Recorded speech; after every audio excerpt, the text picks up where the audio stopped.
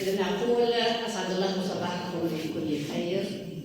بداية شكرا على رحابة الصدر التي أراها جيدا على هذه الوجوه النيرة بأن استمعتم إلى هذه المداخلات التي سأعود إليها بعد الحلقة. ثم لا بد من الشكر الكبير لهذا القضاء وأهله والقائمين عليه، الشكر الكبير لمجلة نيابوريس، لمديرها الشاعر محمد الهادرون، ولنائبته أو قرينته مجرد نائبة في النظرية. في الأصل العمل مشترك، لأن الدولية والشاعرة حنان الشلي. أقول إنني سعيدة بتواجدي بينكم، وخاصة أنني التقيت بأخوات وإخوة لم أعرفهم منذ مدة مطولة. ماذا سأقول عمن قدموا هذا الكتاب؟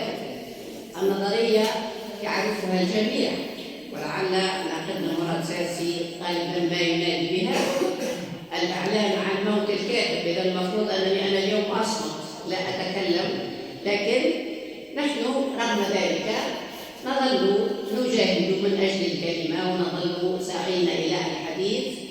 الرواية كما ذكر لكم، ونشكر كل من الشاعر عمر الشهداني والأديبة الناقدة الباحثة فاطمة البكري على ما قدم من استفاضة، وقد اجتهد كثيرا في استخلاص واستخراج كل ما يتواجد ضمن هذين الجزئين. الجزء الأول صدر سنة 2022، الجزء الثاني صدر سنة 2024، وكلاهما صدر عن دار الوطن العربي للنشر والتوزيع، مشكورة المديرة شاهناز الشريف.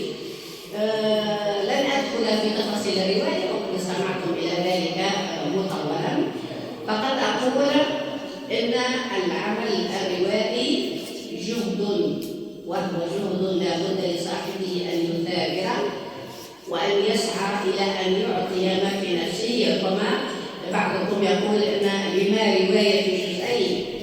أقول أن الرواية هي التي حكمت علي بذلك، فلست أنا التي اخترت أن أجعلها في جزئين، لكن هي التي كلما أردت أن أقول يجب أن أتوقف تقول لي لا، ما زال هناك حديث آخر لابد أن نلج إليه ولابد أن نذكره.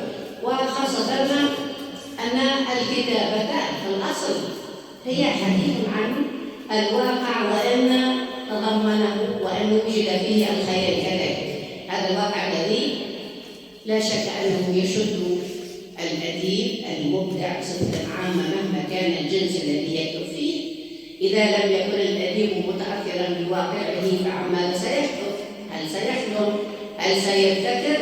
إذا نحن ننطلق من الواقع، ولكن نحاول أن تكون لنا بصمة في هذا الواقع، وأن ربما نعطي على قدر الجهد دائما، لأن ليس لدينا العصا السحرية حتى نحل كل المشاكل، لكن نحاول أن تكون لنا وظيفة في ذلك.